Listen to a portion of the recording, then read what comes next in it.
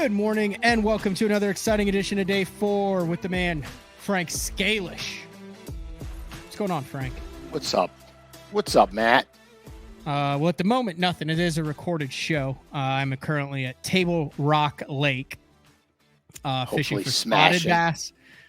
Fishing for spotted bass, smallmouth, and largemouth that you could catch all on the same cast. There's nothing better than that. No, there's not. It's the trifecta of bass.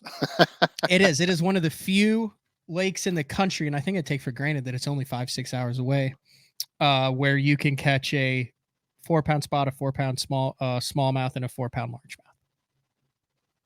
Yeah, been there, done that. That lake's fantastic. It's one of my favorite lakes, actually. How many other lakes are there in the country where you can do that? I'm being serious. Let's think about that. Bull Shoals, which is basically like a Table Rock. Well, yeah, but I think the fishing's way better at Table Rock, although Bull Shoals can be underrated at times. Let's throw Cumberland into there. Now, 4-pound spot is big. I have caught a 4-pound spot out of there before, but you could do all that. You could do that at Cumberland. I think there's a couple lakes around there. I think maybe Kentucky Lake. Kentucky Lake. Are there 4-pound spots in Kentucky Lake? I don't know. I don't see why they wouldn't grow them. I mean, they grow big smallmouth and big largemouth, so. Yeah, I don't see why it wouldn't happen. Anyway, one of the few lakes. So I'm out there fishing. So we got a recorded show for today. When I was setting up the show, though, you sent me exactly. You sent me a text. Now, if you guys remember, I was at Uncle Frank's. Hell, when was I there? Oh my gosh. It was sometime early fall, almost the end of summer. Yeah, it was end of summer. But you sent me this. It makes it look based on that picture, and that's a 8-point buck for those of you listening. But it makes it look like you live in like this wilderness sanctuary, but you're in suburbia where you are. I mean, you've got a little bitty backyard, and the deer just love it. Oh, yeah. Well, actually, that buck is a 10-point. It's got 2 split brow tines, but you can't see it in the picture. I got other photos of it that I took. But, I was raking the leaves Saturday. Frankie and I went fishing Friday. Saturday, I was raking the leaves.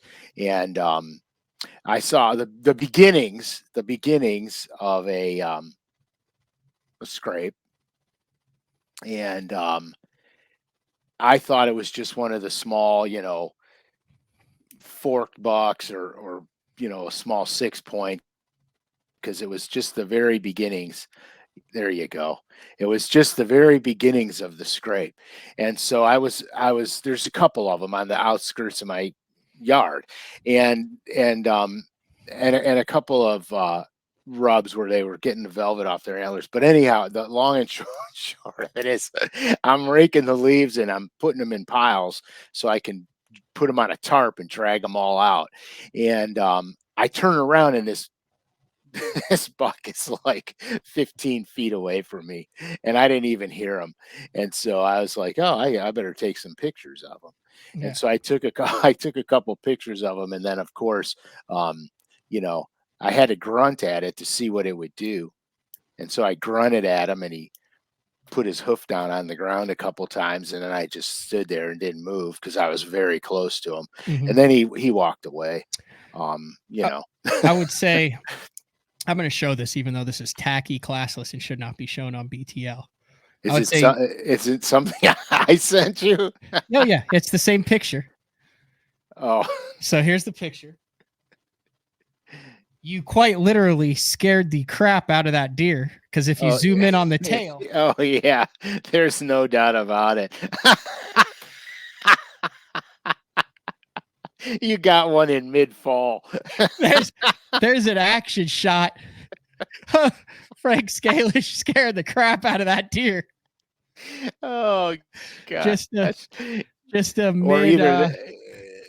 mid drop. Mid-drop right there.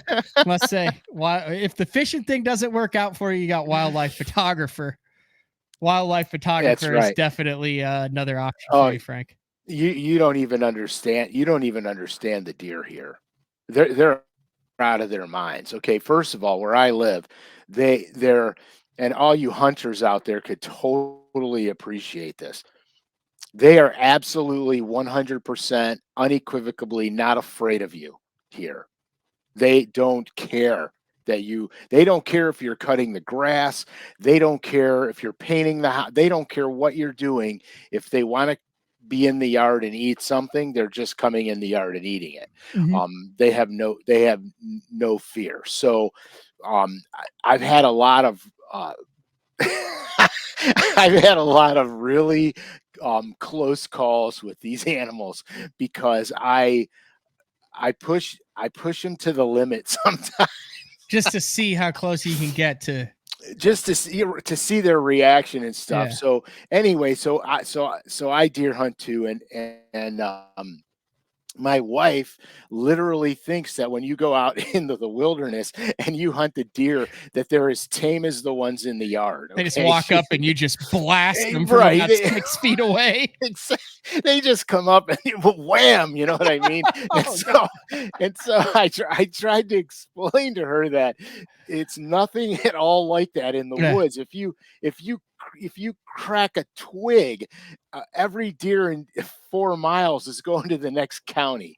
You know, she doesn't understand that. If you wear cologne, you'll never Mhm. see a deer. You know what I mean? Just stuff like Mhm. that.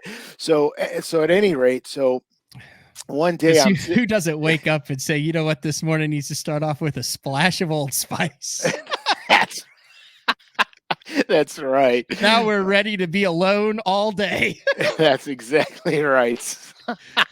So I got a couple deer stories if you guys want to hear them. They're Yeah. Let's absolutely hear 'em. It's hunting season and they're they're enlighten us. they're priceless. Okay, so I'm I'm getting I just get back from fishing and I'm actually going 2 days in a row. And I just get back and it's right at as a hunter, you know, the bewitching hour. It's like right at that darky, dusky, Mhm. everything on the planet's moving if it's an animal right now. So I back the boat in, I unhook it, I back my truck up to the corner of the garage, and I have there's there I only have a half acre, but there's a section on the side of my garage that the deer love to bed down in, and so they bed down there all the time. So it's very normal for me to back in my backup camera, you know, see 3 to 5 deer sleeping over there. It's not anything out of the ordinary. So I back the truck up into the position, and there's no deer back there. And I was on the phone with a buddy of mine and I saw this doe in the neighbor's yard running like it was scared to death. And they have a dog fence around their whole yard. And so the doe hops in the dog fence and is running in circles in the dog fence. Oh, Now great. you have to remember something. This is very close to me. So I'm watching the doe go around and she leaps the fence and runs behind my truck and runs past me like literally like my shirt goes when she runs past because Yeah. she's like right next to me and she runs down and I got a log pile and she puts the brakes on right in front of the log pile and stops there. Well, 2 seconds later, probably in all honesty, the same time she's leaping the fence, this crazy buck with a really weird, one side was perfect, the other side looked like something satanic, jumps over the fence and starts sniffing her out, but not like they normally do, real slow and lethargic. This buck is ripping. He jumps the fence. I lose sight of him because I got a pine tree behind my truck that's wide enough for me to hide behind. And I lose sight of the buck and I'm on the phone with my buddy and I'm whispering. I'm like, Paul, the buck is right here. I can hear it, but I can't see it. You know what? And I'm standing at the rear tire of between my rear tire and the tailgate of my truck. Okay. All of a sudden, this antler is literally like almost touching the side of my tailgate. and me and the buck are probably 3 inches apart. And so I'm like, oh my God, I'm thinking to myself, he's on that doe. Obviously the doe almost brushed me running by Yeah, me. So he's right. he's gonna try to mate you. Yeah, so I'm kind of screwed.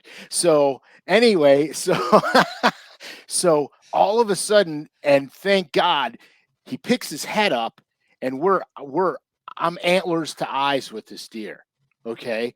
And he spots the doe at the log pile. So he takes off after her.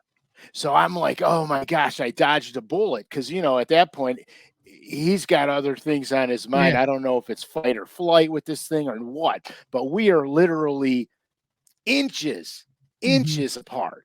So, okay. So the next morning, I'm going fishing with a buddy of mine, my buddy Bruce. And I wake up in the morning, and so I hook the truck up. I do my thing. I go inside. I come out, and I got a wooden fence where the boat lines up and the truck lines up, and my truck is funky. It's like crooked, and I'm like, what the hell? So I look in the front tire. I got a flat. I must have ran over a nail or something. I got a flat. So I'm like, oh, I got to change the tire. So I call my buddy up. I'm like, dude, I got to change the tire. I'm going to be, 25, 30 minutes late. He's like, no problem. So, I do what I got to do. I get the jack out. I put it underneath the truck, and I'm laying down trying to find where this stupid jack can go under the truck, but find a Right. stable part because my driveway's blacktop. So I need a flat spot on the blacktop, one that's not going to mush down when I start jacking it up. So I'm underneath the truck. I get the spot, and through that little wooden fence, there's gaps through the wooden. It's a wooden slatted fence. There's gaps, and I'm laying down, and I see deer legs right on the other side of the wooden fence. So I crawl out from under the truck, and I stand up, and the fence is only so high.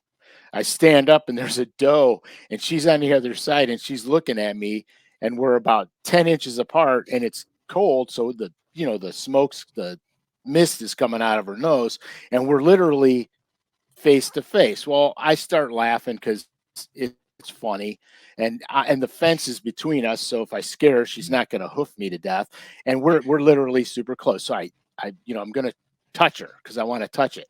I'm going to touch her, and she backs up. So I figure, screw it, I got to change the tire. So I get down and do what I got to do, but the jack is sinking in my driveway on the blacktop. So I got to get a board out of the garage. Well, when I'm laying there with the jacks, the doe comes around, and she comes around to my front tire right where I'm at, and is standing there, like literally just standing there watching me monkey with this jack. And then so I got to get the board. So I lower the jack down, and I stand up. She walks down the driveway like I wasn't even there.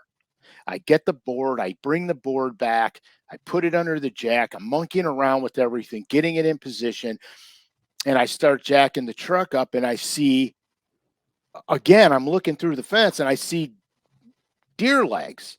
So I go, oh man, she must have ran around the neighbor's house and went back to the fence. So I crawl out from the truck. I stand up, and it's that freaking crazy buck with the one stupid antler, and he's sitting there, and we're face to face, and I'm like, holy crap! So I go back down to doing what I'm doing, not thinking about it because it's on the other side of the fence. Even though it's open and it could walk right around like the doe did, it's just going to go do what it's going to do. I got to get this tire off so I could go fishing. So I jack the truck up, and this buck is sniffing on this doe, and he comes around right to where I'm at.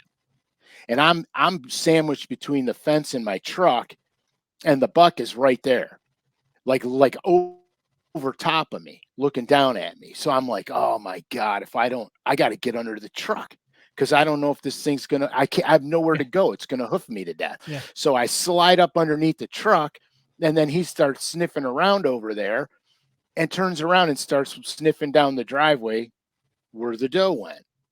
Anyway, I go off. I'm on my way. We go fishing. We crush them. It was a little later actually a little later in the year than now. It was almost Thanksgiving, and we had a good day. I mean, we caught most of them on buzz baits and swim jigs that day. It was a fabulous day of fishing.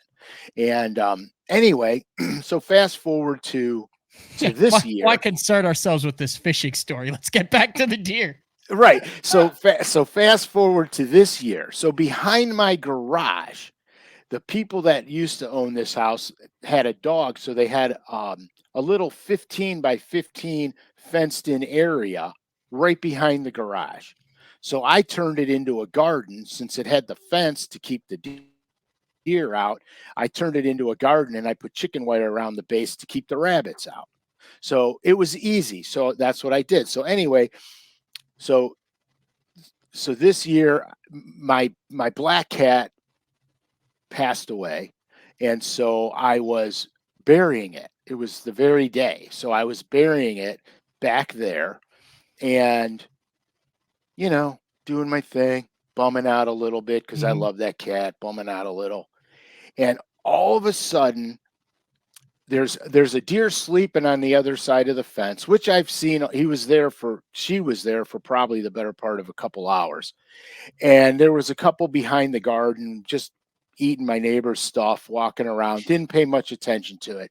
I'm digging, I get a root, I'm chopping the root, the one that was sleeping right next to where I was working. When I started banging on the root, she got up and she just basically went to the bushes and started eating the shrubs.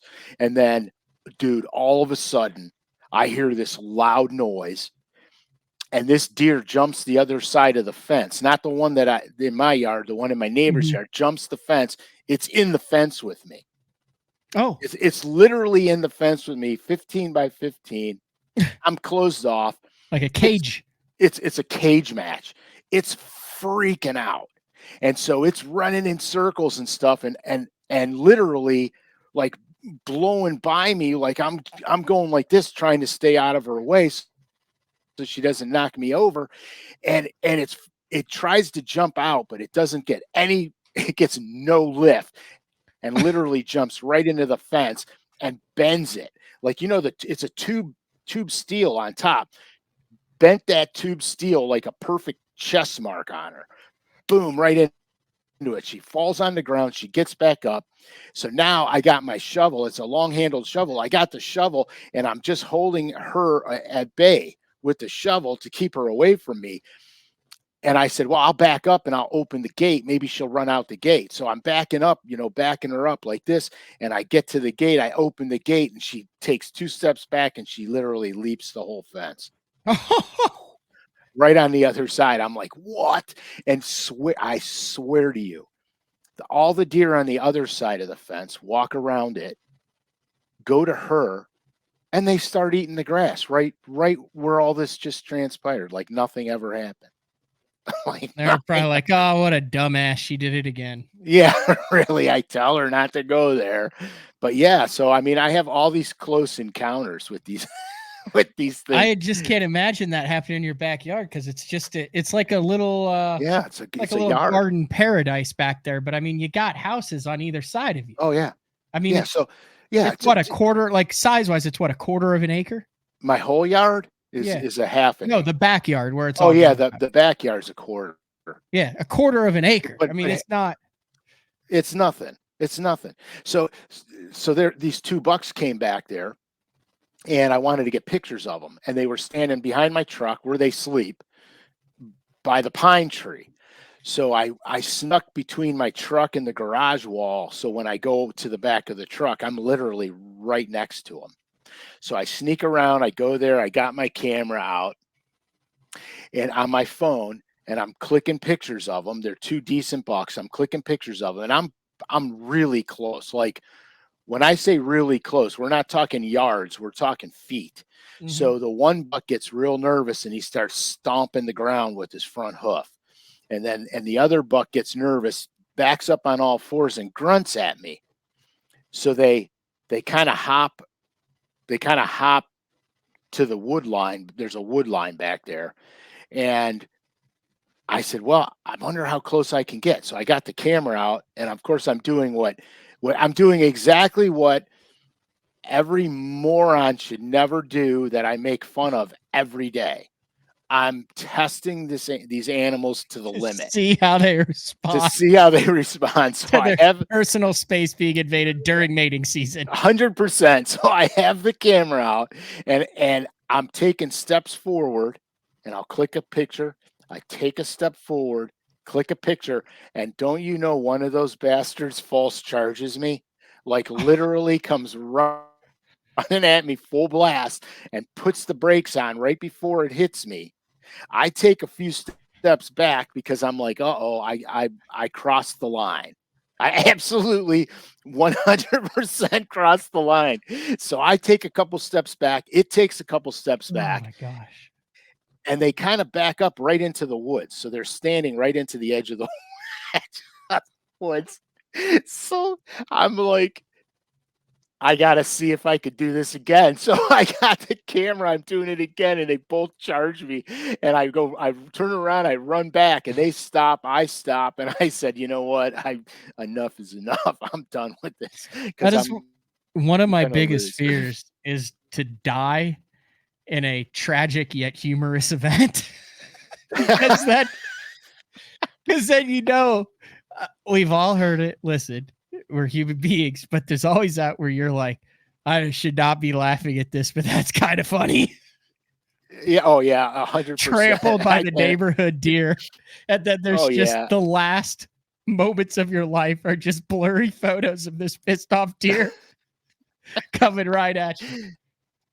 It's the hooves that are the worst, Mhm. too. It's not the Oh, antlers, it's the hooves, those are man. good. I will mention, and it caused me to go down a Google wormhole, but you use the term bewitching hour, which technically is the witching hour, which my buddy Owen used to always use when I was up in Alaska. He'd be like, it's the witching hour, which meant that's when the rainbow trout are biting, right? Yeah, So I was like, I wonder what the origins, because I hear that in fishing, and it's the witching hour, right? right, and it's the same thing Um, in hunting too, right yeah. at dusk, So in early folklore, the witching hour is a time of night that is associated with supernatural event whereby witches, demons, and ghosts are thought to appear and be at their most powerful. Ooh. Definitions vary and include the hour immediately after midnight at a time between 3 and 4. The term has now widespread colloquial and idiomatic usage that associated with human psychology and behavior to be more superstitious phenomena such as luck. It began as early as 1775 by a reverend and is thought to go back to the Catholic Church in the 1500s, the witching hour. There you go. Now we know. I was always curious about that. Now we know. So yeah, so I had to do some deer stories because I've had my own deer stories, and you know what my backyard is like. absolutely. I have 4 deer. I have a mom and a baby that haven't left yet, and then I've got 2 youngsters. I would assume like in human years they're probably like 12. And every morning I wake up at 6:30 and I've kind of remembered the last couple mornings, but I have like the blinds where you like hit the deal and it goes and opens all of them at once. Mm-hmm. Well, every morning I just scare the bejesus out of these deer because they're in my backyard, and then all of a sudden, right at daylight, the blinds go and they are on high alert. And I've got, I think it's probably a 6-foot fence, 6-7 foot fence in the backyard. Well, the problem I've run into, and I feel awful about this, is the mom immediately goes, screw this, I'm out. Shoom, jumps over the fence. Well, the baby can't jump the damn fence, Frank. Oh no, not a So chance. now you Not get a the chance. mom on one side, and I just watch this through the window. Like I don't go out and pull a Scalish. I just watch this You through the don't window. torment them. No. But now the baby starts screaming, so you can hear him going, "Wah, wah, wah." And then now the mom's on the other side going, huffing, trying to get the baby to come over there. So then the baby just goes, well, I'll go through the fence. That never works. No. And so I'm like, oh my God, it's going to break a leg. Something's going to happen. I can't do anything. I don't know what to do. The mom is like in and out on the other. This has happened like 4 or 5 times over the last couple of weeks. And So what the baby ends up eventually doing, there's one hole in the fence, like in the corner where the two fences meet. There's like, it's not a hole. I have very well made fences. There, make it sound like I just got, but there's like a gap where the vertical and the back and the corner, it's two poles. Right. Well, the baby doesn't know, like, hey, I can squeeze through there and get over to mom. So sometimes it'll take 20 minutes, sometimes it'll take an hour, sometimes it'll take 5 minutes, but that baby will eventually ease because it's running back and forth. I've got a little over 2 acres, and it'll be running the entire length back and forth, freaking out.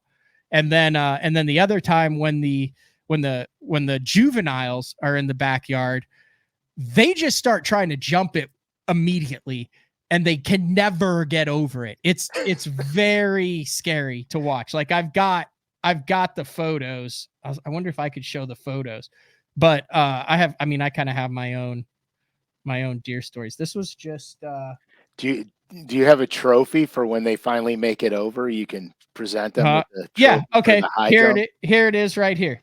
All right, you got to blow your side up so I could see it too. Yeah, I will. All right. There's the here are the juveniles. These are the what are they, probably a year old? Okay, got it. Got him.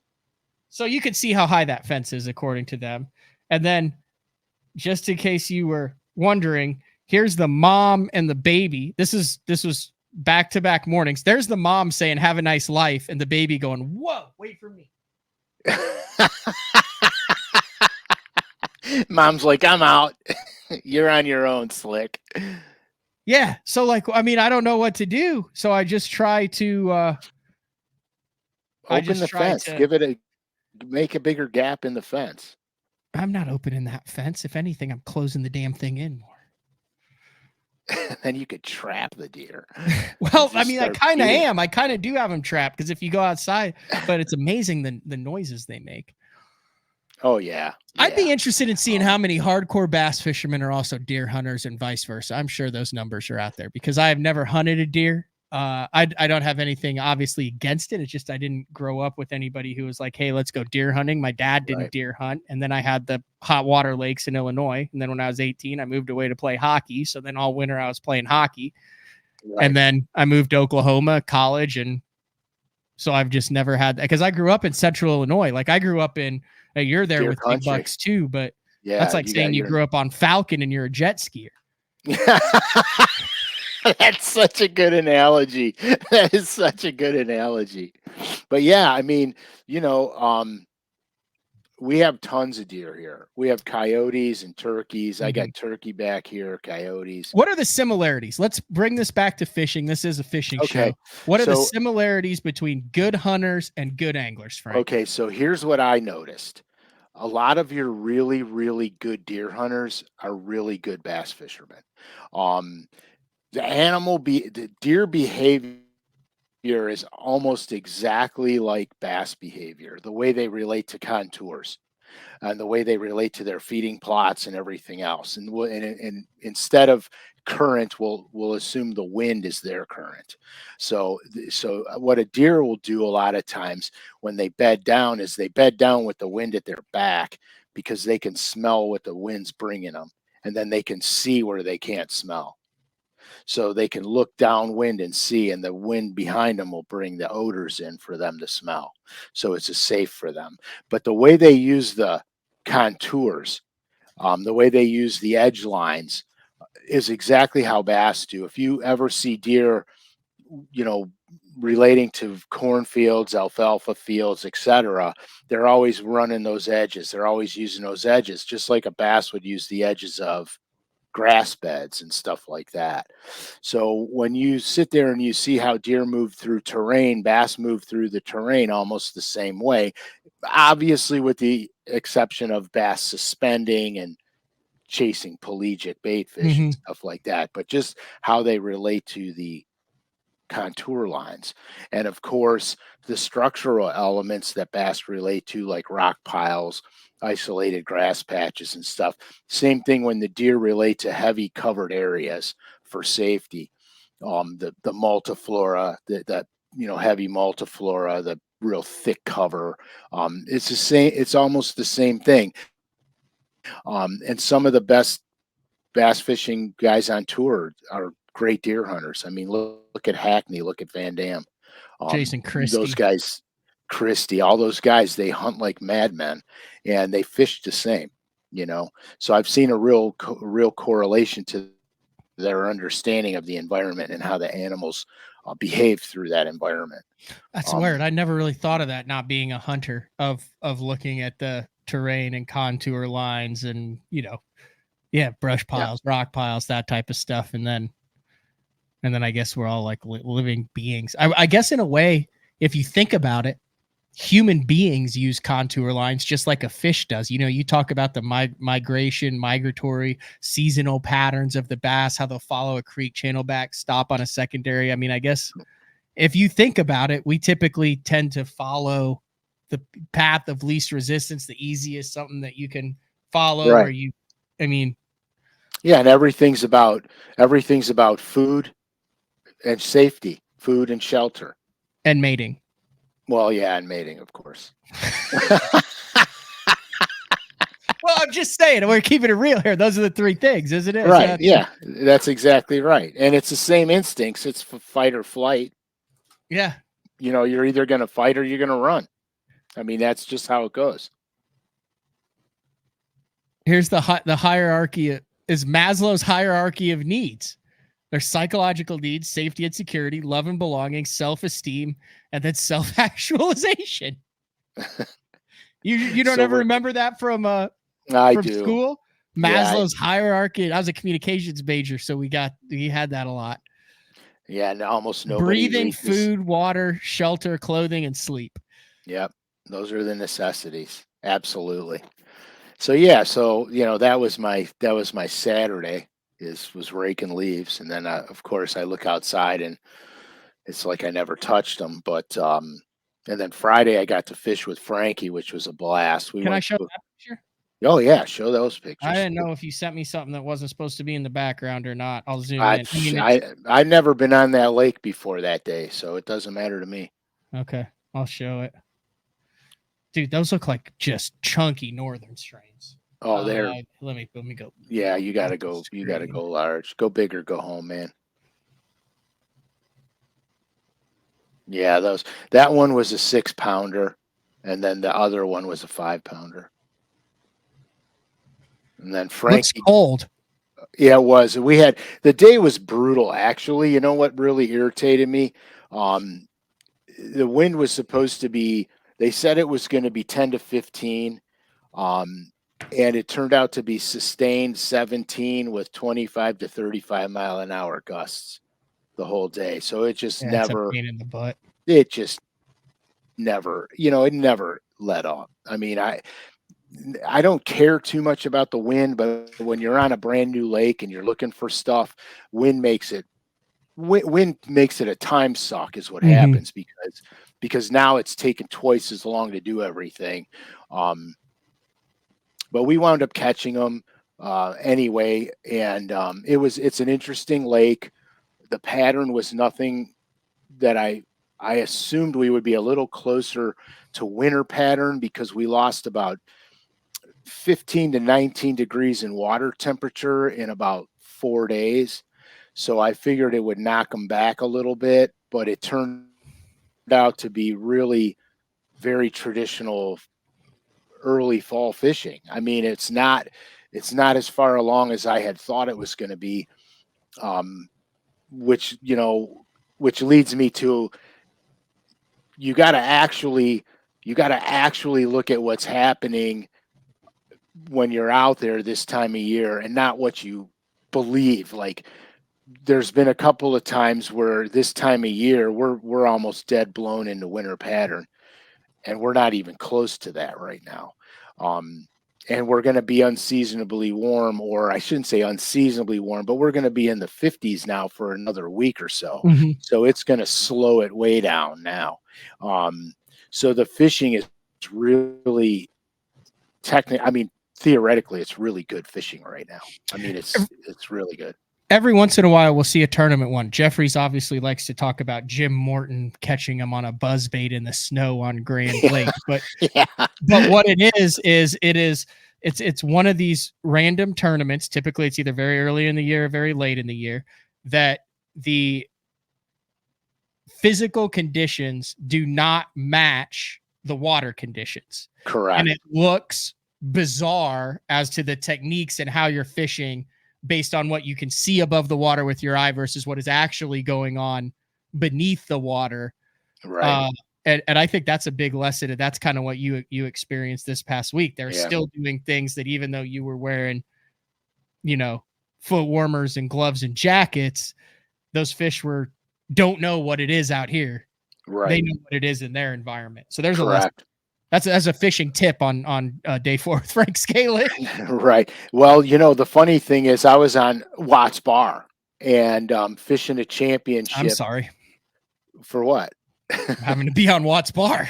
Well, we were fishing a championship, and I'm trying to think if it was late February, and we had gotten down there, and it was in the teens. Oof. And we were pre-fishing. My partner and I, it was a team trail. We were pre-fishing, and he's like, well, we should just go. We're not going to learn anything now. And I go, we're not leaving. I didn't drive down here to turn around and drive home. We're going to fish. And so just like you said with the weather thing. So I'm thinking massive major cold, the bass got to be doing this, and we're zigging and zagging and we're not doing anything. And I pulled into this one pocket arm and started literally slow rolling rattle baits. I was actually throwing an XR50, and I was slow rolling on these round gravel points, not steep, sharp gravel points, but flatter, rounder, very, very much a pre-spawn location, and started catching mammoths. I mean, giant bass. And so I was like, the bell goes off in my head. These fish are getting ready for spring. They don't care what this weather's doing. And so I picked up my half-ounce spinner bait and started slow rolling it on shallow drains, on the outsides of shallow drains, and catching 4s and 5s. I mean, it was just like every time you caught one, it was like you can't believe what you're catching. And it never got warmer than 19 degrees in 3 days. And I think we wound up taking second in that event, but it was unbelievable. The bass were doing everything that you would think they weren't going to do. That's what they were doing. I mean, we were catching, some of them we were catching in, zero water. They didn't care what the weather was doing. They had something on their head. Yeah, and so you need to be able to look at your graphs and look at the water temperature and look at not just what the weather is today, but what it's been the last couple weeks, and correct, all sorts of different stuff, instead of just wake up, look out and go, oh, it's snowing. Right, because it doesn't matter. I've caught some of my best fishing days have been in a blizzard. I was doing a photo shoot with an outdoor writer, and we got 9 inches of snow, and I probably caught 30, cranking fat-free shads, where you would think that you're not going to catch them on a crankbait. They were choking on the thing. Question. Go ahead. Snow versus rain, real quick, while you're going on that. Is it the same thing where the barometric pressure is dropping? One's just liquid form and one's a crystallized. Is it the exact same thing, or is there something different about snow that makes them bite better than rain? I'm not, Is that a valid question? You see what I'm saying? It's a huge valid question that I don't even know the answer to. Other than I can tell you, I would much rather fish in the snow than the rain. Okay. I just wondered if you knew if they bite actually better in the snow, or is it literally just a falling barometric pressure where if that same snow had been rain, it still would have triggered a bite window? Yeah, I'm not 100% sure. Okay.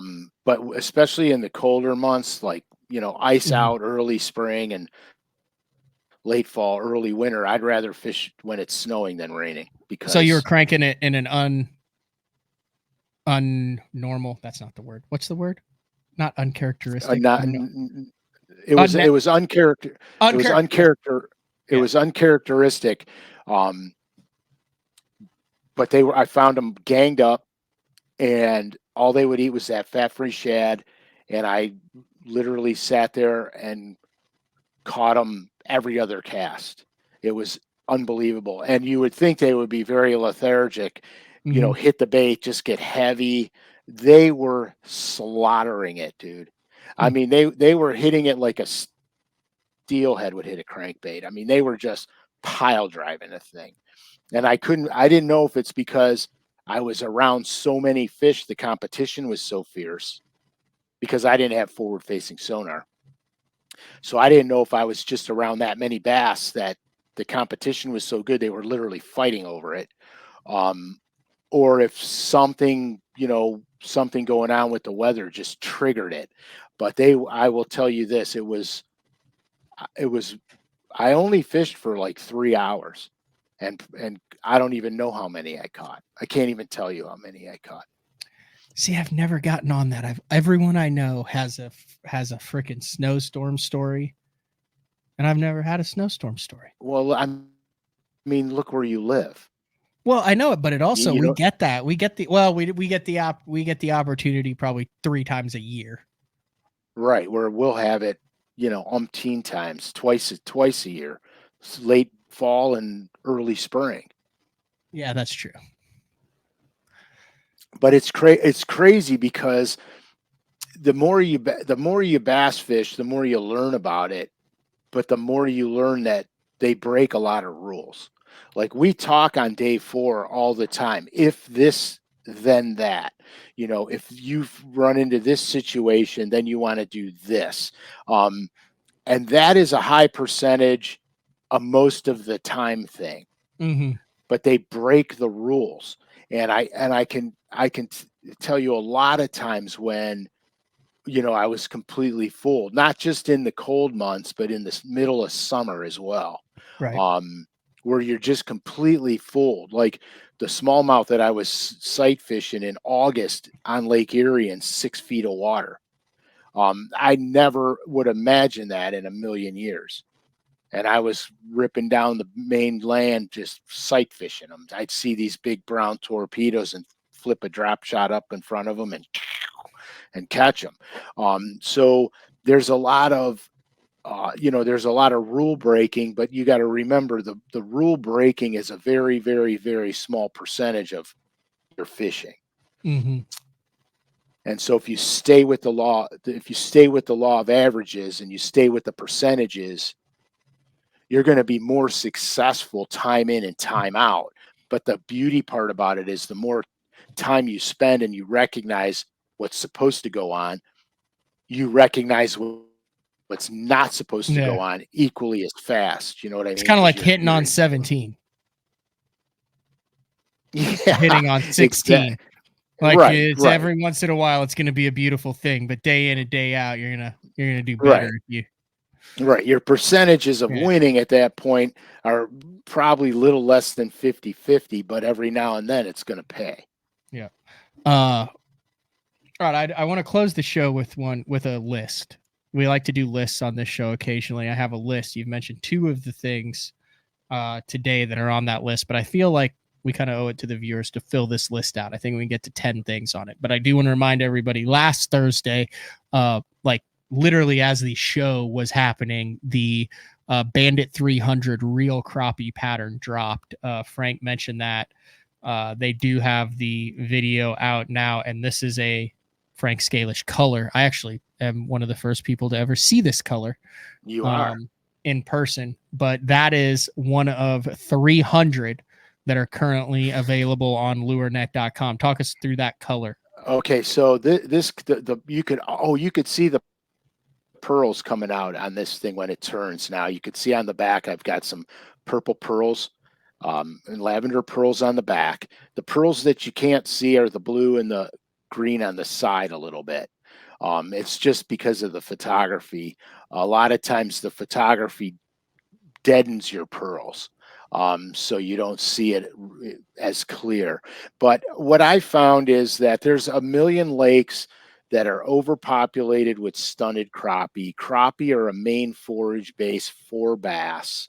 And I just wanted a representation that was a good crappie pattern, but could translate as bait fish. You know what I mean? And so I made the crappie pattern. It's actually, when I made the color, I literally made it for you guys. And then it's called BTL crappie on the list, on the one that I've got. Not gonna lie. Right, it is. It's called BTL crappie, and I made it a long time ago, and so they finally decided to make it, and I was very happy that they did, because it's a great color. It's a really good color. So $7.99. Now, does that qualify for the BTL code? Yeah. I think it does. LureNet.com loyal listener code capital BTL23 to get 15% off all regularly priced items. Seems to be a regularly priced item. $7.99. That's a steal these days for a crank and plug. Oh yeah, no kidding. I was in the tackle shop the other day looking for a certain type of bait, and to my dismay, they went up a couple of bucks, and it's hard to buy them for under $16 now. And I was, you know what like, hasn't gone up a couple of bucks? Day 4 with Frank Scalish. It's still free. That damn straight. And of course the great prices on LureNet. All right. at the risk of pissing you off. All right, wait a second. This is unannounced, unknown to me. Well, I do have veto power. I have veto power, so we're gonna end the show with a list. And then next week, I got guys that want my crappie breading recipe. Oh, we haven't had a good cooking show. Right. So next week I'll bring out the recipe.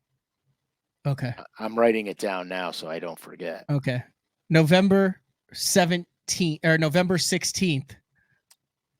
Crappie cooking with Frank Scalish. Do you think we could get this thing set up in the kitchen where you could actually is there any way we could get this set up in the Scalish kitchen so we could do a cooking show live on BTL? I'm not joking around. We need to have this discussion because it would be a pain in the butt, but it would be a first.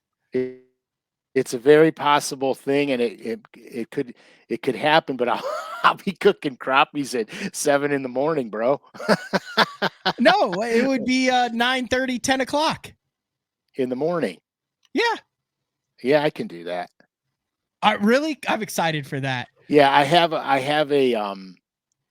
Wi-Fi booster, so my kitchen's the worst reception in the house.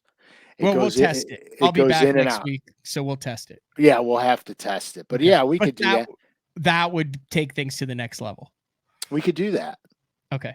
I'm totally down. You ready for this list?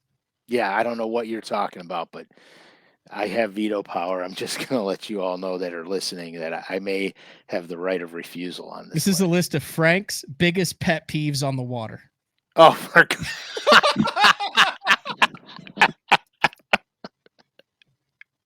oh, for God's sake. We have a lot of them, but I don't think we've ever actually put pen to paper on this. Pet peeves. Oh, are we good? Because we're starting out with, and this is in no particular order. We'll spend another show where we'll bring Frankie Jr. on, and then we'll order them. So then we could actually do, and I think after this next clothing drop that's going to drop in 2 weeks, just in time for Christmas, the Frank Scalish Signature Series line of clothing. The next drop after that is going to be a t-shirt with your list of pet peeves on the back. Okay. So what made me think of this was the wrong forecast. Really, really big pet peeve. Supposed to blow 5 to 10 out of the north. You get out there and it's 20 sustained out of the south. A lot of 4-letter words hurled towards the local Cleveland weather forecasters when that happens, right? There's a lot. Yeah.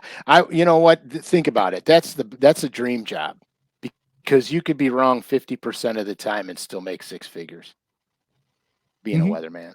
Of course, now that all the weathermen are going to hate my guts, because I know it's way more involved than that. Yep. Number 2 is and this is in no particular order, but another one you mentioned, being late. Like you go out and it's a flat tire, you're waiting on someone, you're saying, hey, we're leaving at 8 o'clock. We're going to be at the lake by 9. They're like, I'm going to be a half hour late. Now I know there's extenuating circumstances, but still a big pet peeve of Frank Scalish, right? Yeah, it's a big pet peeve of mine because, especially if I'm fishing with someone else, because my time is important, and to be late is, I understand things happen, like, flat tire, car wreck, or Mhm. whatever. I get it, but just to be late is, Car wreck. you know, Yes, you're maybe right. car wreck. Uh, number 3, and I'm going, and we'll start altering here, but I'm just going just based on this is just based on day 4. Things that you've talked about. Based on previous episodes. Lack of courtesy at the boat ramp. Major, major. And and living on Lake Erie, when you have a pleasure, and some of our inland lakes, well, all of our inland lakes are really small here. For the guys that live here, you get it. All of our inland lakes are really small here. Boat ramps are limited. There's usually only 3 to 2 on a lake, sometimes only one. And when a pleasure boater pulls up to the ramp and backs down, and he's still got his cover on the boat, his all the kids, the family, everybody's still in the car. No, nobody's pre unhooking anything, and they get down there and they block the whole ramp up for 15 minutes while they're, taking the cover off, getting food, which is, one bottle of water at a time. When all this stuff could have been done before you ever left the house, um, that's an irritation. That's a Mhm. huge irritation. The other one is when everybody ties off to the boat ramp, and then they all go get their cars, and there's 10 boats tied off to a 2 boat ramp, and nobody could get in or out. Mhm.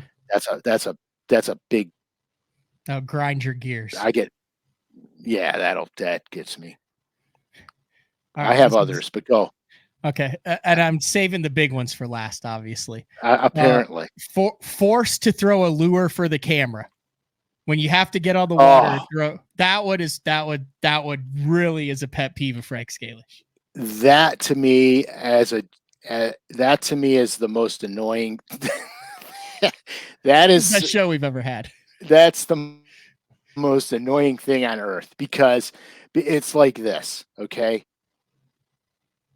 If there's a pattern going on and you know what the pattern is, and you're forced to do something that is completely evidently and obviously not even close to that pattern, I don't even want to pick the rod up.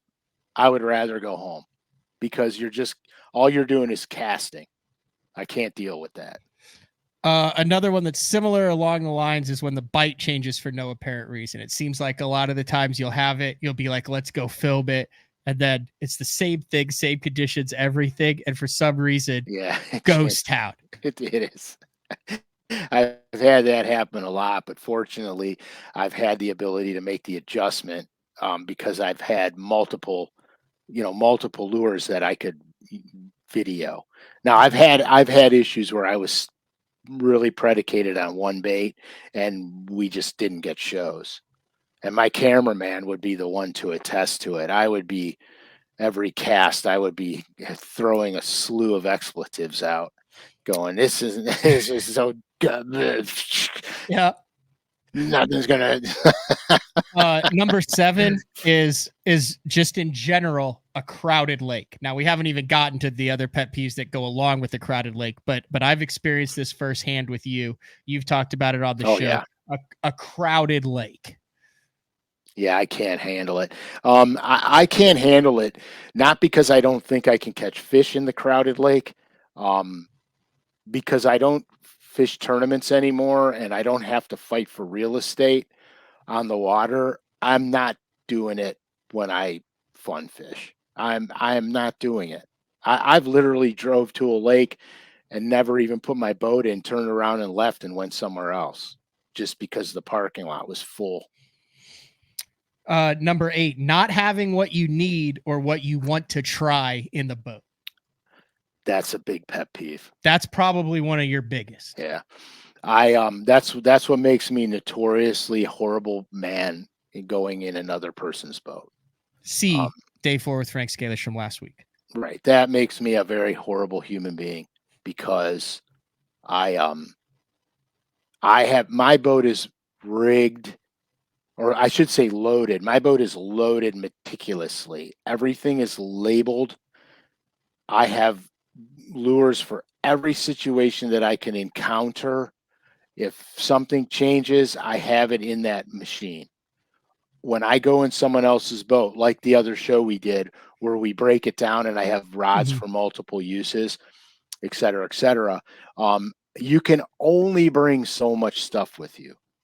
And so I don't make allowances for the oddball pattern when I go as in someone else's boat. I look at the conditions and say this is what should be going on. High percentages most of the time you're going to be in the wheelhouse, but that rare time when you're not Mhm. and you don't have it, I feel like I'm wasting the day because I'm like I could be catching them way better on something else. Okay, now we're down to the big three, what I call the big three, the Yeah, trifecta. I know exactly The where this is first one going. is going to be clueless pleasure boaters. Dude, I I think there should be a rule that I think there should be a rule that we could have paintball guns on our boats, and if you tag someone with it, they got to get off the lake. That's what I think. The next one is going to be trollers, walleye trollers. Just the general troller, the guy like actually trolling a lure behind the boat.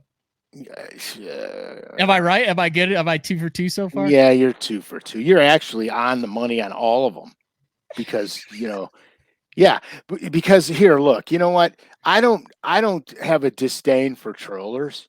I really don't.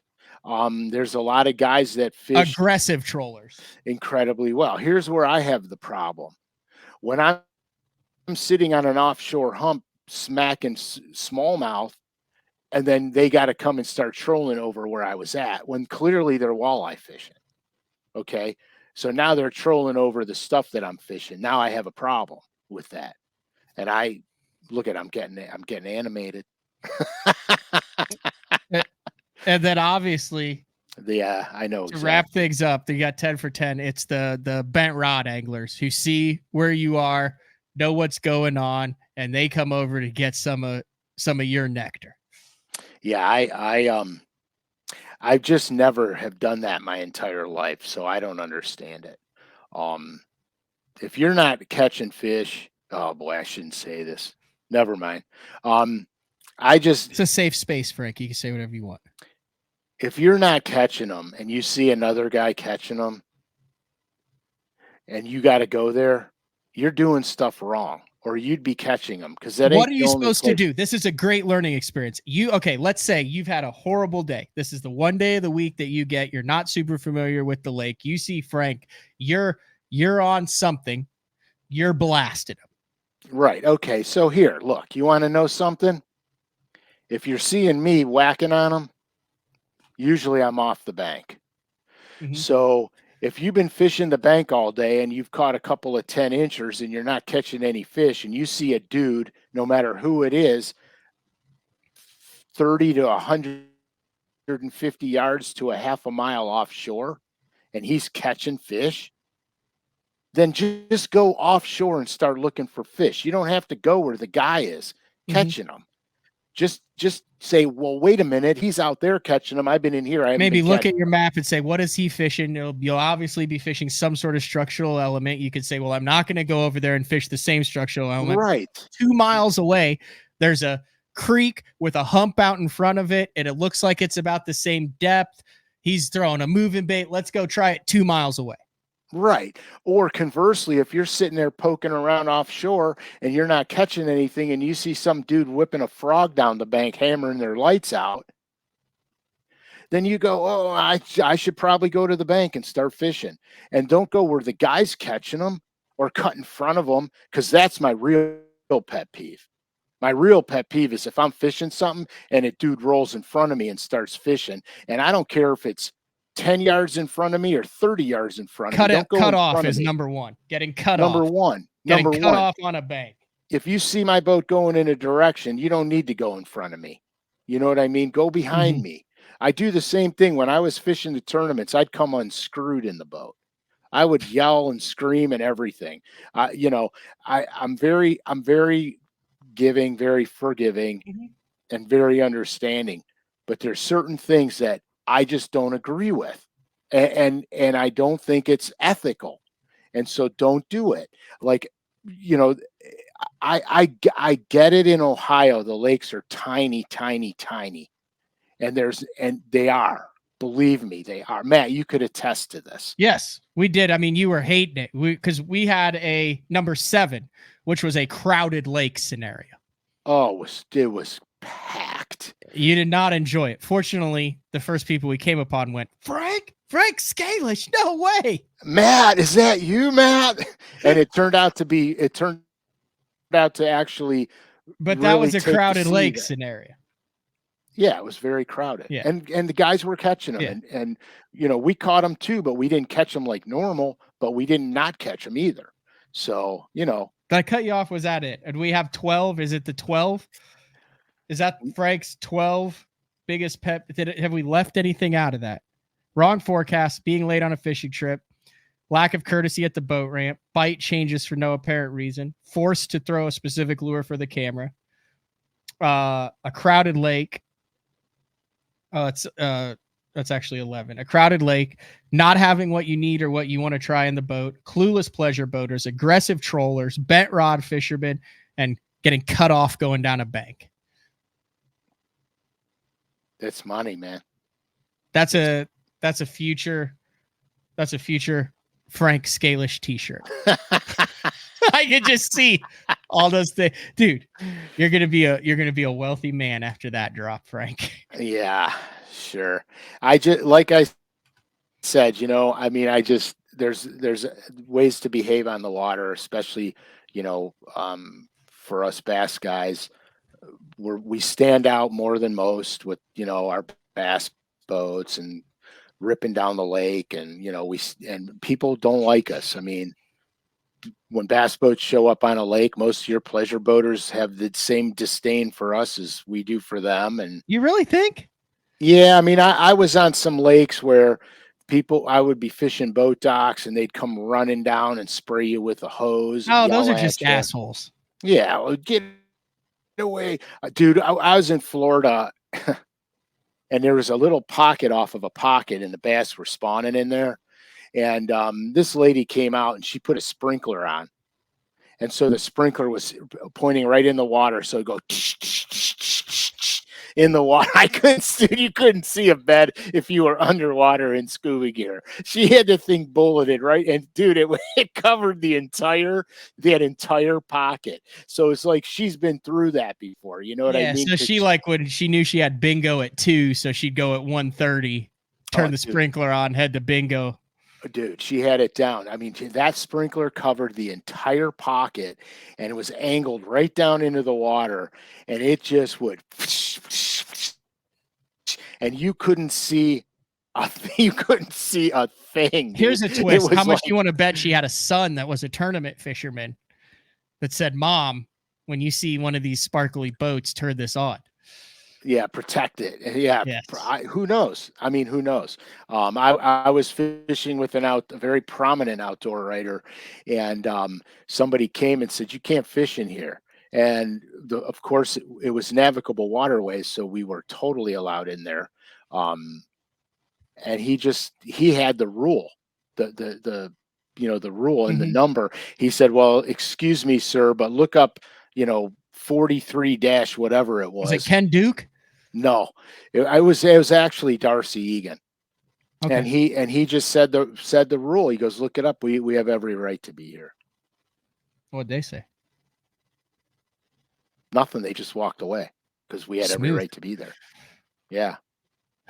That's what we should do from this show, Frank. Just walk away right now after today. Okay. Okay. I might have some deer. I gotta go ruffle their feathers in a minute. You got anything else? Nah, dude. But I think I'll give you the crappie recipe Thursday. Next Thursday. I'll give you the crappie recipe on the 16th. I'm telling you, it's a banging recipe. It's fabulous. All right. I really enjoyed today's show. I like hearing the deer stories. I like trading pictures. We got a little bit of education in there. And then whatever that last segment was, I'm really glad I went with it because I enjoyed the hell out of it. Education, irritation, and recipes.